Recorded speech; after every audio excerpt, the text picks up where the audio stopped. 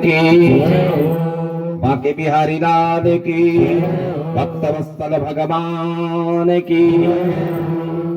अब महात्म्य की तरफ चलते हैं।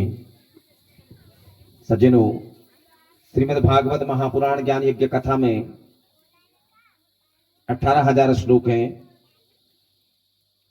पहला श्लोक, फिर उस श्लोक के 4 श्लोक, फिर 18,000 श्लोक। श्री वेद व्यास जी के द्वारा रचित यह महाग्रंथ 12-12 स्कंदों में है। स्कंद बने टुकड़े, खंड 12 हिस्सों में बांट दिया गया। धर्म, अर्थ, काम और मोक्ष को प्रदान करने वाला श्रीमद् भागवत महापुराण। श्रीमद् भागवत पुराण तिलकम यद वैष्णवानाम धनम। जिस प्रकार तिलक मस्तक पर लगाया जाता है, उसी प्रकार से श्रीमद् भागवत महापुराण 18 पुराणों में सर्वश्रेष्ठ माना जाता है। सर्वप्रथम देखिए, जब पितृदोष होता है, पितरों को मोक्ष के लिए, पितृदोष निवृत्ति के लिए श्रीमद् भागवत महापुराण किया जाता है। घर में सुख समृद्धि अन्न धन की वृद्धि के लिए श्रीमद् भागवत किया जाता है। सकल मंगल कामना के लिए श्रीमद् भागवत किया जाता है। अनेक कामनाओं से व्यक्ति जो है भागवत जी की कथा सुनता है। राजा परीक्षित ने मोक्ष के निमित्त 7 दिन तक गंगा घाट में बैठ करके भगवान की कथा का श्रवण किया। क्या है? प्रथम स्कंद में भगवान ने क्या किया है? इसमें प्रथम स्कंद में क्या है? भक्ति योग का भली भांति से निरूपण किया हुआ है और भक्ति योग से उत्पन्न एवं उनको स्थिर रखने वाले वैराग्य का वर्णन प्रथम स्कंद में किया गया है। और राजा परीक्षित को श्राप मिलना और अनशन व्रत धारण करना प्रथम स्कंद में आता है। जो प्राणी प्रथम स्कंद की कथा का श्रवण करता है, भगवान उनके ऊपर सदा कृपा बनाते हैं। फिर द्वितीय स्कंद में योग धारण के द्वारा शरीर का त्याग करना, जिसे योगाग्नि कहते हैं। जो सती जी ने योगाग्नि में से अपने शरीर को त्यागा था, उसकी विधि का वर्णन इसमें बताया गया है। ब्रह्मा नारद संवाद और अवतारों का वर्णन, 24 अवतार मुख्यतः भागवत में बताए गए हैं, तो उनका वर्णन इसमें बताया गया है। और सृष्टि की उत्पत्ति और आदि विषयों पर इसमें चर्चा है। जो प्राणी द्वितीय स्कंद की कथा का श्रवण करता है, भगवान सदा उनके ऊपर कृपा बनाते हैं, उनकी मनोकामना को पूर्ण करते हैं। तृतीय स्कंद में सर्वप्रथम विदुर उद्धव संवाद का प्रसंग आता है। मैत्री जी का समागम, संवाद, पुराणों की संहिता, प्रलय, परमात्मा किस प्रकार से स्थिर रहता है, किस प्रकार से ब्रह्मा की उत्पत्ति होती है, हिरण्याक्ष वध, मनु शतरूपा का वर्णन, कृदम प्रजापति विवाह और देवहूति की 9 कन्या, और यहाँ भगवान के कपिलावतार में आना और माता को अष्टांग योग का दृष्टांत देना, यह तृतीय स्कंद में आता है। जो प्राणी तृतीय स्कंद की कथा का श्रवण करता है, भगवान कपिल उनके ऊपर कृपा बनाए रखते हैं। चतुर्थ स्कंद में मरीचि आदि 9 प्रजापतियों की उत्पत्ति का प्रसंग आता है। दक्ष का यज्ञ और उसे विध्वंस, ध्रुव चरित्र, पृथु चरित्र, नारद संवाद आदि कथाओं का इसमें वर्णन आता है। जो भी चतुर्थ स्कंद की कथा का श्रवण करता है, भगवान पृथु सदा उनके ऊपर कृपा बनाते हैं। पंचम स्कंद, जिसमें संपूर्ण इतिहास और भूगोल भरा हुआ है, भागवत के विज्ञान भरा हुआ है। प्रियव्रत जी का चरित्र, राजा नभि का वर्णन, ऋषभदेव, जड़ भरत चरित्र, सप्तद्वीप, पर्वत, नदियां और ज्योतिष का वर्णन, सूर्य से चंद्रमा की दूरी, नक्षत्रों से चंद्रमा की दूरी, नवग्रहों से एक दूसरे की दूरी का वर्णन, जो योजन के माध्यम से आपको बताया गया था, उसका प्रसंग इसमें आता है। नरकों का वर्णन आता है, पाताल लोक का इसमें वर्णन आता है। जो भी प्राणी पंचम स्कंद की कथा का श्रवण करता है, भगवान सदा उसके ऊपर कृपा बनाते हैं और उन प्राणियों को नरकों से दूर कर देते हैं। षष्ठ स्कंद में दक्ष की उत्पत्ति का प्रसंग आता है। और तत्पश्चात वृतासुर का प्रसंग आता है और अजामिल का प्रसंग इसमें आता है। जो प्राणी इस षष्ठ स्कंद की कथा का श्रवण करता है, भगवान ने जिस प्रकार अजामिल के ऊपर कृपा करी उसी प्रकार श्री हरि नारायण उनके ऊपर कृपा करते हैं। सप्तम स्कंद में मुख्यतः दैत्यराज हिरण्यकश्यपु का प्रसंग आता है, प्रहलाद जी का चरित्र, भगवान के नरसिंह अवतार की कथा, वानप्रस्थ सन्यासियों का धर्म, ययाति धर्म, इसका सप्तम स्कंद में वर्णन आता है। जो प्राणी सप्तम स्कंद की कथा का श्रवण करता है, भगवान नरसिंह उनके ऊपर कृपा बनाते हैं। अष्टम स्कंद में मनवंतरों का वर्णन आता है, गजेंद्र मोक्ष, समुद्र मंथन, 14 रत्न प्रकट होना, भगवान का मोहिनी अवतार धारण करना, देवासुर संग्राम, आगामी मनवंतरों का वर्णन, राजा बलि का प्रसंग, वामन अवतार की कथा, बलि का बाधा जाना, सुतल लोक जाना और मत्स्यावतार का प्रसंग अष्टम स्कंद में आता है। जो प्राणी इस स्कंद की कथा का श्रवण करता है, भगवान वामन सदा उनके ऊपर कृपा बनाते हैं। फिर इसके बाद नवम स्कंद आता है। नवम स्कंद में चंद्रवंश और सूर्यवंश का वर्णन आता है। इसका वृतांत परशुराम जी का अवतार, इधर चंद्रवंश, पूर्व ययाति, नुहूष, दुष्यंत, हरिश्चंद्र, संतनु, भीष्म आदि का प्रसंग इसमें आता है। जो भी प्राणी नवम स्कंद की कथा का श्रवण करता है, भगवान उसके ऊपर सदा कृपा बनाते हैं। दसम स्कंद 2 भाग में भागवत में दिया गया है, पूर्वार्ध और उत्तरार्ध। तो पूर्वार्ध भाग में भगवान के जन्म प्रकट का प्रसंग वृतांत बताया गया है, बाल लीला, पूतना का उद्धार, तृणावृत बकासुर, अघासुर, धेनुकासुर, प्रलंबासुर का उद्धार, यज्ञ पत्नियों पर कृपा, गोवर्धन धारण करना, सरित्रु का वर्णन, रास लीला का वर्णन, कंस का वध, गुरु को दक्षिणा में पुत्र, मृतक पुत्र को लौटाना। इसके बाद जरासंध का वध उत्तरार्ध में आता है, काल यवन का वध, गोवंतक दहन, द्वारिकापुरी का निर्माण, बाणासुर को पराजित करना, प्राग ज्योतिषपुर में जाकर के नरकासुर का उद्धार करना, भौमासुर का उद्धार करना, भगवान के 1608 विवाहों का प्रसंग इसमें आता है। शिशुपाल, दंत वक्र इत्यादि का उद्धार, पांडवों के ऊपर कृपा, इसका प्रसंग दसम स्कंद में आता है। जो प्राणी दसम स्कंद को भागवत की आत्मा मानी गई है, जो प्राणी दसम स्कंद की कथा का श्रवण करता है, भगवान सदा उनके ऊपर कृपा बनाते हैं। एकादश स्कंद में मुख्यतः दुर्वासा के द्वारा यदुवंश को श्राप, यदुकुल का संहार, भगवान का स्वधाम गमन और राजा परीक्षित को अंतिम उपदेश का प्रसंग एकादश स्कंद में बताया गया है। फिर द्वादश स्कंद में जो प्राणी जो एकादश स्कंद की कथा का श्रवण करता है, भगवान उसके ऊपर कृपा बनाते हैं। द्वादश स्कंद में कलयुगी राजाओं का वर्णन आता है, मनुष्य की गति, 4 प्रकार के प्रलय और वेदों की शाखाएं, मार्कंडेय जी को भगवान के दर्शन और उन्हें दीर्घायु प्रदान करने का प्रसंग जो है द्वादश स्कंद में आता है। जो प्राणी इन कथाओं का श्रवण करता है, भगवान उन्हें सदा मोक्ष प्रदान करते हैं, परम गति प्रदान करते हैं। यह आपने द्वादश स्कंद का महात्म्य सुना। अब यहाँ पुराणों की संहिता बताई गई है भागवत में। हमारे यहाँ 18 पुराण हैं। इन 18 पुराणों में सबसे पहले ब्रह्म पुराण 10,000 श्लोक, पद्म पुराण 55,000 श्लोक, विष्णु पुराण 23,000 श्लोक, शिव पुराण 24,000 श्लोक, श्रीमद् भागवत महापुराण 18,000 श्लोक जिसकी आप कथा श्रवण कर रहे हैं, नारद पुराण 25,000 श्लोक, मार्कंडेय पुराण 9,000 श्लोक, अग्नि पुराण 15,400 श्लोक, भविष्य पुराण 15,500 श्लोक, ब्रह्म वैवर्त पुराण 18,000 श्लोक। इसे श्रीमद् भागवत का दूसरा स्वरूप माना जाता है। श्रीमद् भागवत में भगवान को सच्चिदानंद स्वरूप माना गया है और ब्रह्म वैवर्तक पुराण में भगवान को राधा माधव के रूप में पूजा जाता है। इसमें राधा और भगवान के विवाह का प्रसंग भी यही आता है।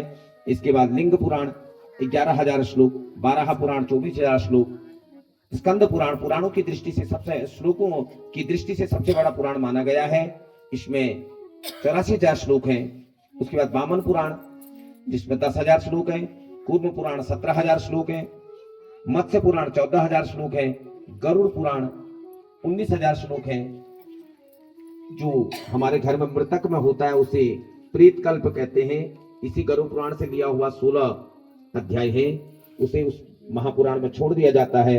और अंतिम पुराण है ब्रह्मांड पुराण, जिसमें 12,000 श्लोक हैं।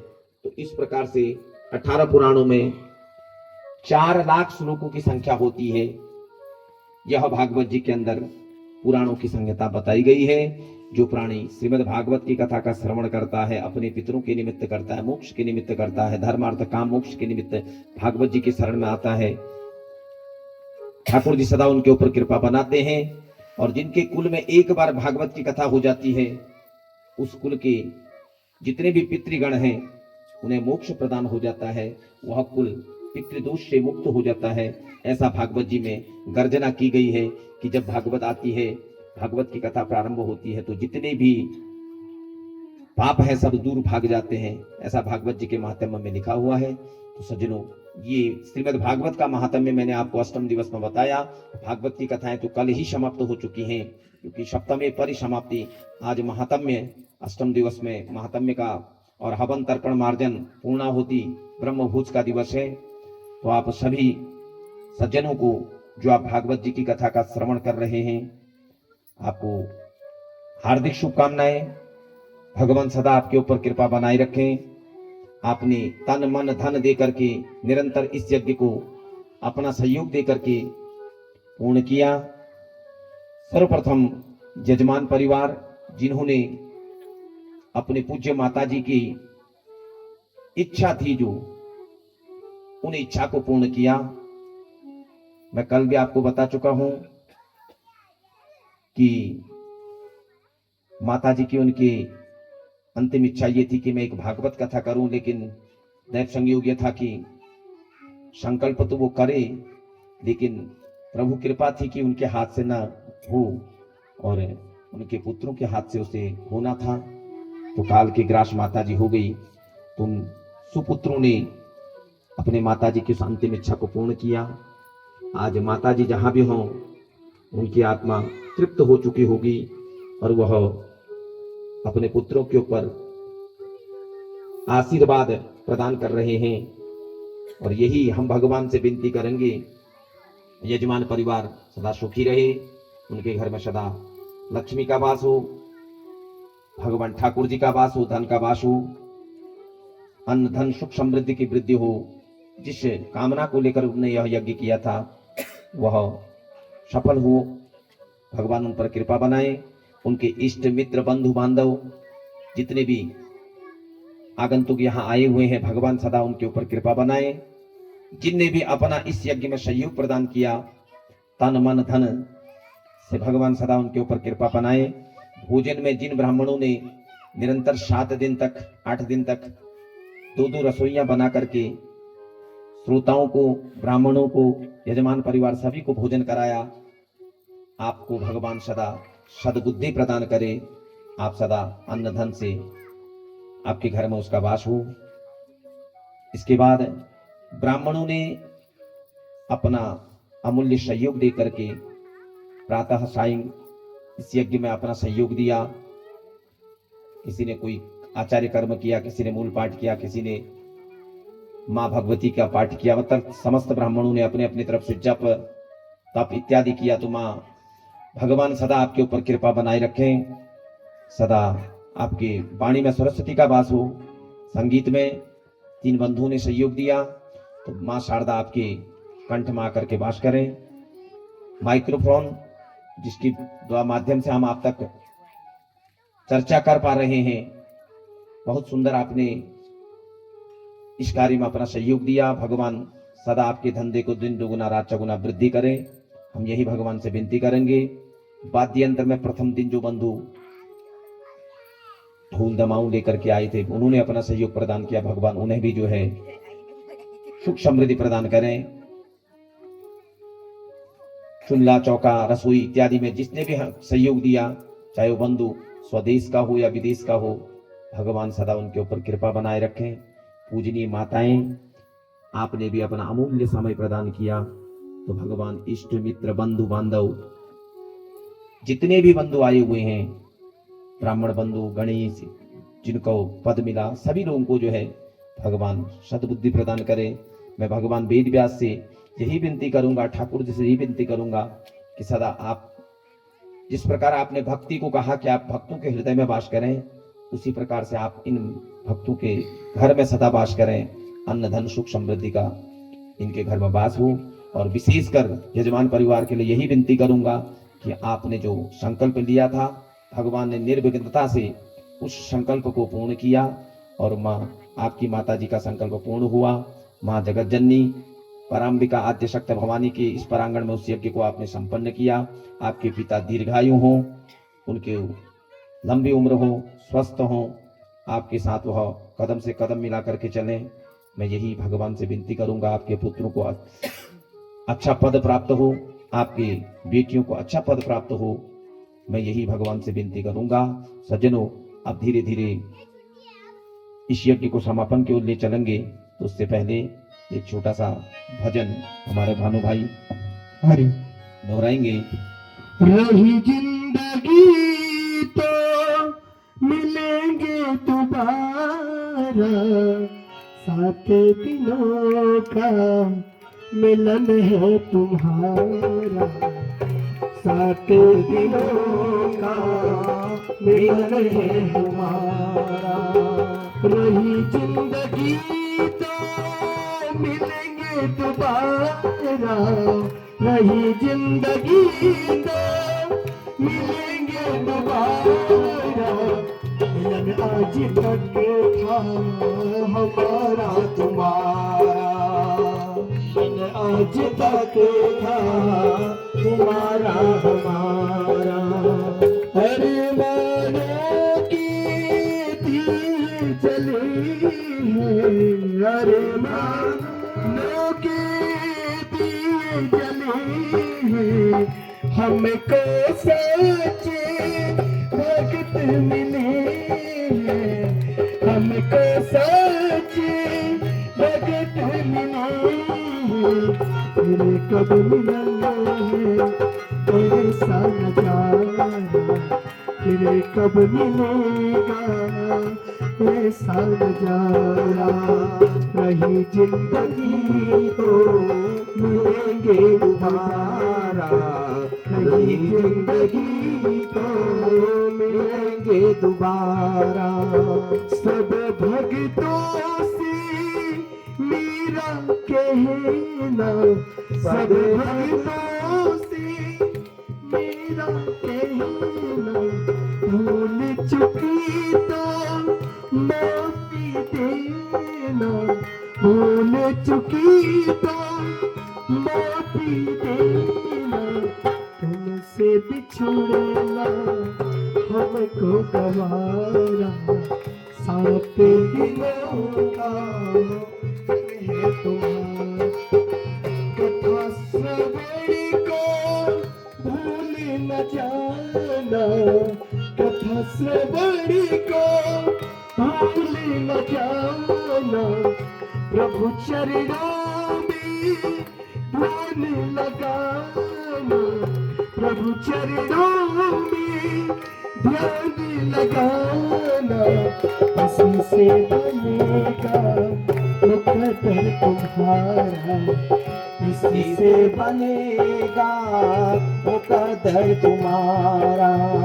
7 दिनों का मिलन है हमारा, 7 दिनों का मिलन है हमारा।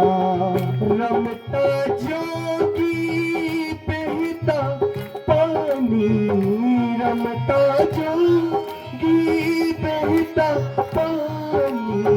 अपनी तो है यही कहानी, अपनी तो है यही कहानी।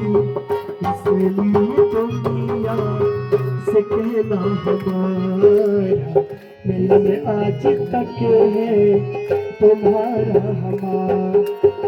प्रभु को मानो भक्तों अपना, प्रभु को मानो भक्तों अपना। जग खुली आँखों का एक सपना, जग खुली आँखों का एक सपना, राम नाम है सबसे कहना, मिलन आज तक था तुम्हारा हमारा, मिलन आज तक था तुम्हारा हमारा। मात पिता और भाई बहना, सत्संग में तुम आते रहना, यही आपसे है कहना हमारा, मिलन आज तक है तुम्हारा हमारा। आप पहले एक बार आरती कर लीजिए और फिर कन्या पूजन कर लीजिए, तब भंडारा चालू कर देंगे, है ना।